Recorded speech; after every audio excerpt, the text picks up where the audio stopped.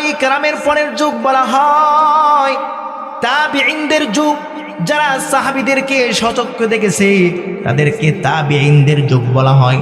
তাবিঈনদের যুগে একজন বড় আলেম, বড় বুজুর্গ আব্দুল্লাহ ইবনুল মুবারকের ইন্তেকাল হয়ে যায়। আব্দুল্লাহ ইবনুল মুবারকের ইন্তেকালের পরে যখন কবরস্থ করা হয়, কবরে রাখার পরে আল্লাহ তাআলা কবরটাকে জান্নাতের বাগান বানিয়ে দিলেন। কয়েকদিন পরে ওই জামানার একজন বুজুর্গ বড় আলেম স্বপ্ন দেখলেন আব্দুল্লাহ ইবনুল মুবারককে। আব্দুল্লাহ ইবনুল মুবারককে বলতেছে, ও আব্দুল্লাহ ইবনুল মুবারক, আল্লাহ তাআলা তোমার সাথে কেমন আচরণ করেছেন, কেমন ব্যবহার করেছেন, আল্লাহ তাআলা তোমার সাথে কেমন মুআমালা করেছেন। আব্দুল্লাহ ইবনুল মুবারক ডাক দিয়ে বলে, ও বুজুর্গ, ও আল্লাহর ওলি, আল্লাহ তাআলা আমার সাথে সুন্দর আচরণ করেছেন, আল্লাহ তাআলা আমার সাথে সুন্দর ব্যবহার করেছেন। ও বুজুর্গ, ও আল্লাহর ওলি, কিন্তু আমার পাশে একজন কামারের বাড়ি, সে কামারের কাজ করত। আল্লাহ আমাকেও জান্নাত দান করছেন, ওই কামারকেও জান্নাত দান করছেন। ও বুজুর্গ, ও আল্লাহর ওলি, ওই কামারের জান্নাত আমাকে আল্লাহ যত বড়, যত বিশাল জান্নাত দিছেন, আমার চাইতে বড় জান্নাত, আমার চাইতে একটা সুন্দর জান্নাত ওই যে আমার পাশের বাড়ির কামার, কয়েকদিন আগে সে ইন্তেকাল করেছে। আমার পাশের বাড়ি কামারকে আল্লাহ রাব্বুল আলামিন আমার চাইতে বড় একটা জান্নাত দান করেছেন। সুবহানাল্লাহ। এই কথা শোনার পরে সকাল বেলায় ওই বুজুর্গ কামারের বাড়িতে চলে গেছে। কামারের বাড়িতে যাওয়ার পরে কামারের স্ত্রীকে ডাকলেন, ও কামারের স্ত্রী, তোমারে কিছু জিজ্ঞাসা করার জন্য আসছি। এক নাম্বার হলো, যুগ শ্রেষ্ঠ বুজুর্গ, যুগ শ্রেষ্ঠ আলেম আব্দুল্লাহ ইবনুল মুবারকের ইন্তেকাল হলো। কয়েকদিন পরে তোমার স্বামীর ইন্তেকাল হলো। আমি স্বপ্ন যুগে আব্দুল্লাহ ইবনুল মুবারককে দেখলাম। আব্দুল্লাহ ইবনুল মুবারককে দেখার পরে আমাকে বলল, আব্দুল্লাহ ইবনুল মুবারককে আল্লাহ জান্নাত দান করেছেন, আবার তোমার স্বামীকেও আল্লাহ রাব্বুল আলামিন জান্নাত দান করেছেন, কিন্তু যুগশ্রেষ্ঠ বুজুর্গ, যুগশ্রেষ্ঠ আলেম আব্দুল্লাহ ইবনুল মুবারকের চাইতে বড় জান্নাত তোমার স্বামী কামারকে দান করেছেন। কারণটা কি, রহস্যটা কি? কথা বলার পরে স্ত্রীর চোখ দিয়ে জর জর করে পানি ছেড়ে দেয়। স্ত্রী ডাক দিয়া বলতেছে, ও বুজুর্গ, ওগো আল্লাহর ওলি বুজুর্গ, আমার স্বামী তেমন কোনো আলেম নয়, মুফতি মুহাদ্দিস নয়, আমার স্বামী বড় ধরনের কোনো আলেম না, কিন্তু আমার স্বামীর দিলের মধ্যে কোরআনের মহব্বত, আমার স্বামীর দিলের মধ্যে কোরআনের আশিক, আমার স্বামীর দিলের মধ্যে কোরআনের ভালোবাসা এই পরিমাণ ছিল, আমার স্বামীর দিলের মধ্যে কোরআনের মহব্বত এই পরিমাণ ছিল, এই পরিমাণ ছিল। যখন আব্দুল্লাহ ইবনুল মুবারক বাড়ির ছাদে দাঁড়ায় কোরআনে কারীমের তেলাওয়াত করতেন, তখন আমার স্বামী চিৎকার করে কান্না করতেন আর বলতেন, ওগো আল্লাহ,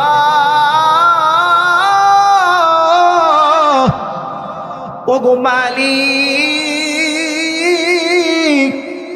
তুমি আব্দুল্লাহ ইবনুল মুবারককে কোরআন বুঝার এবং কোরআন পড়ার তুমি তৌফিক দান করেছো।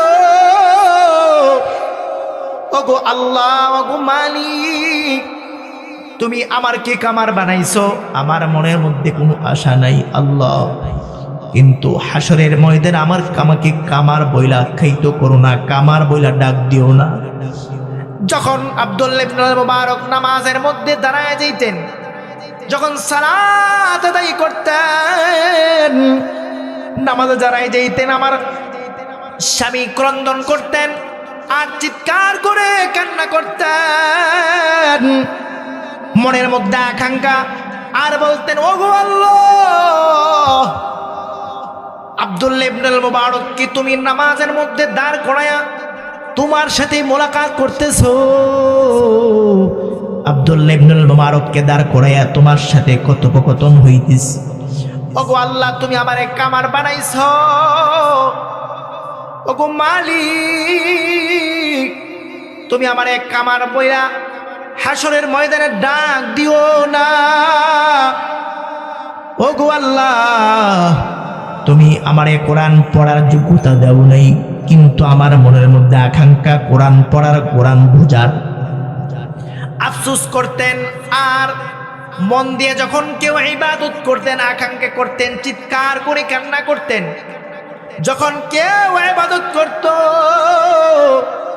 তখন এরকম আফসোস করতেন আর চিৎকার করে কান্না করতেন। স্বামী ডাক দিয়া বলে, স্ত্রী ডাক দিয়া বলে, ও বুজুর্গ আমার স্বামীর আরেকটা গুণ হলো যখন সালাতের আজান হতো, নামাজের আজান হইতো, সাথে সাথে দৌড়ায়া মসজিদে গিয়ে আল্লাহর দরবারে সেজদায় লুটায় পড়তো। সুবহানাল্লাহ। কি ছিল? যখন আজান হইতো সাথে সাথে তাকে কোনো কাজ বাধা দিয়ে রাখতে পারে নাই। যখন আজান হইতো আল্লাহু আকবার, আল্লাহু আকবার,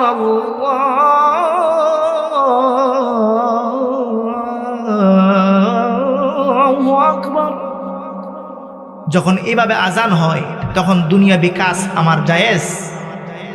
এই আজান অর্থ কি? আল্লাহ সবচেয়ে বড়, আল্লাহ সবচেয়ে বড়। এখন যদি আমি কাজ করি তো আল্লাহর চেয়ে বড় এই কাজ হচ্ছে কি না? তো আল্লাহর চেয়ে বড় যদি কাজ হয় তাহলে সেটা শিরিক হয়ে যাবে। যখন ফরজ নামাজের আজান হয় তখন কোনো মুমিন ওই কাজ করতে পারে না। আমার স্বামীর আরেকটা গুণ হলো, আমার স্বামী যখন মসজিদ থেকে আজান দেওয়া হতো, মসজিদ থেকে যখন এলান শুরু হয়ে যেত আল্লাহু আকবার, আল্লাহু আকবার, আল্লাহ সবচেয়ে বড়, তখন আমার স্বামী আর ঘরে বসে থাকে নাই।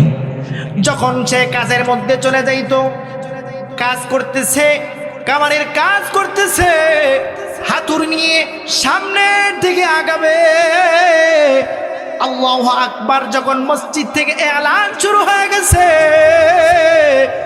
এই হাতুড়ি আর সামনে দেয় নাই, পিছনে দেয়া দৌড়। আল্লাহর এমন প্রেম, আল্লাহর এমন ভালোবাসা, আল্লাহর এমন আশেক আমার স্বামী, এমন মহাব্বত, এমন ভালোবাসা, পিছনে হাতুড়ি দিয়া মসজিদের দিকে আল্লাহ রাব্বুল আলামিনের দরবারে দাঁড়ায়া আল্লাহর সাথে কথোপকথন শুরু করে দিত। নামাজের মধ্যে দাঁড়ায় যাইতেন, আল্লাহর দরবারে সিজদায় লুটায় পড়তেন। দুনিয়ার কোনো কাজ আমার স্বামীকে নামাজ থেকে বাধা দিয়া রাখতে পারে নাই। আমার স্বামীর আরেকটা গুণ হলো সে নামাজের মধ্যে কোনোদিন অলসতা করতো না। এই জন্য আমার আপনার সালাত আদায় করা ফরজ কিনা? ফরজ, ফরজাই, কয়েক তো ফরজ, শুধু জুমার দিন, কথা ঠিক কিনা?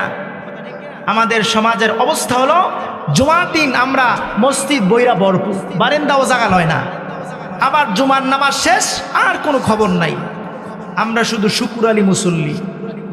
আবার যখন সবে বরাত আলী মুসল্লি, আবার যখন রমজান আসবে রমজান আলী মুসল্লি, আবার যখন কদর আসবে কদর আলী মুসল্লি। আমাদের সমাজের মুসল্লির হালত হলো এটা।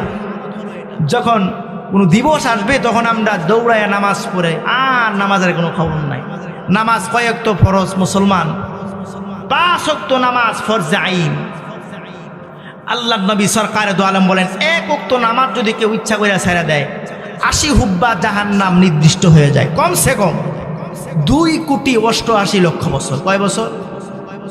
আল্লাহ নবী সরকারে দো আলম বলেন, এই নামাজ এমন একটা গুরুত্বপূর্ণ ইম্পর্টেন্ট বিষয়, এই নামাজ যদি কোনো মুমিন বান্দা ছেড়ে দেয়, আল্লাহ নবী সরকারে দো আলম বলেন, মুমিনের মধ্যে আর বেঈমানের মধ্যে পার্থক্য হইল নামাজ।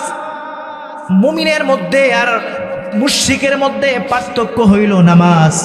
এই নামাজ কষ্ট হয় কার? যে মুনাফিক মার্কা মুসলমান। আওয়াজ দিয়ে বলে, কোন মার্কা মুসলমান? আল্লাহ রাব্বুল আলামিন কোরআনে কারীমের মধ্যে বলেন, যখন মুনাফিক নামাজে দাঁড়ায় যায় তখন অশান্তি অস্থিরতা তৈরি হয়। কেন নামাজ এখনো ছাড়ে না? কেন নামাজ তাড়াতাড়ি পড়ে না, রুকু কেন তাড়াতাড়ি করে না, সেজদা কেন তাড়াতাড়ি দেয় না, নামাজ কেন তাড়াতাড়ি ছাড়ে না?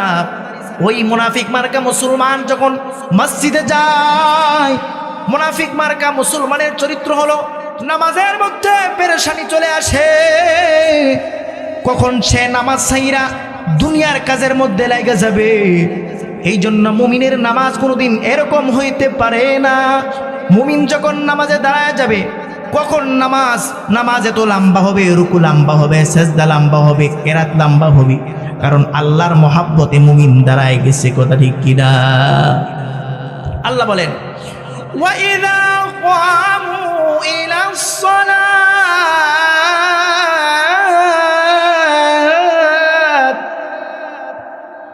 ক্বামু কুসালা।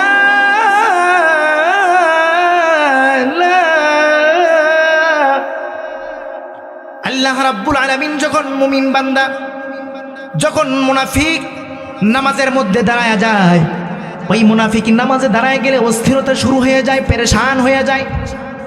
কখন সে নামাজ থেকে ফারেগ হয়ে যাবে। কিন্তু মুমিন যখন নামাজে দাঁড়ায় যায়, তখন তার মধ্যে কোনো পেরেশানি আসে না। তখন সে নামাজের মধ্যে সে এরকমভাবে কোরআন পড়তে থাকে, আর জর জর করে চোখ থেকে পানি ছাড়তে থাকে যে আল্লাহ আমার মতন গোলামকে আল্লাহ তাআলা নামাজের মধ্যে লাগাইছে। এই জন্য আমার আপনার করণীয় হলো মুমিন নামাজের মাধ্যমে সকল সমস্যার সমাধান করবে। নামাজের মাধ্যমে বান্দা সমস্ত হাজত পুরা করবে। নামাজের মাধ্যমে মুমিন বান্দা সকল হাজত পুরা করবে। এটাই হলো মুমিন বান্দার একমাত্র ইবাদত। এই জন্য নামাজের চাইতে ইম্পর্টেন্ট বিষয়, গুরুত্বপূর্ণ বিষয় আর কোনো ইবাদত হতে পারে না। আল্লাহর নবী সরকারে দো আলম বলেন, যখনই তুমি পেরেশানি পড়ে যাবে, মুসিবতে পড়ে যাবে, বিপদে পড়ে যাবে, সর্বপ্রথম 2 রাকাত নামাজ পড়ে তুমি আল্লাহর কাছে চাইবে। আল্লাহর কাছে চাওয়ার মতো যদি চাইতে পারো, আল্লাহ অবশ্যই অবশ্যই তোমার হাজত পুরা করে দিবে। আল্লাহ বলেন উদুনি আস্তাজিব লাকুম الذين يستكبرون عن عبادتي سيدخلون جهنم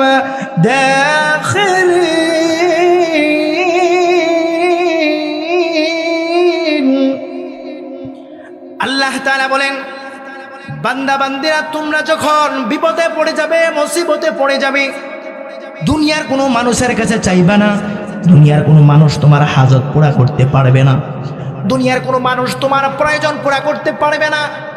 সর্বপ্রথম তুমি আমি আল্লাহর কাছে চাও।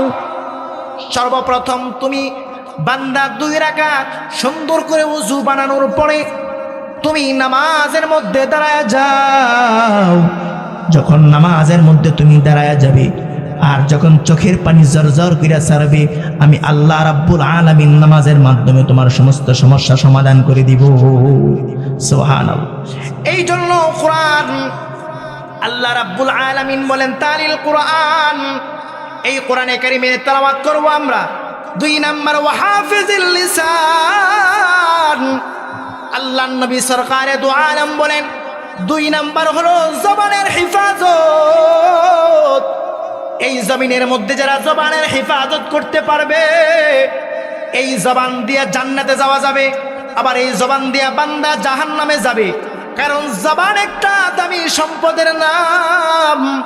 আল্লাহর নবী সরকারে দু আলম বলেন, 2টা ব্যাপারে যদি কোনো বান্দা বান্দি আমাকে গ্যারান্টি দিতে পারে, আমি আল্লাহর নবীও তাকে জান্নাতের গ্যারান্টি দিয়ে দিলাম। সুবহানাল্লাহ। আল্লাহর নবী সরকারে দু আলম বলেন, 1 নাম্বার তোমার জবানের গ্যারান্টি দাও, 2 নাম্বার তোমার লজ্জাস্থানের গ্যারান্টি দাও।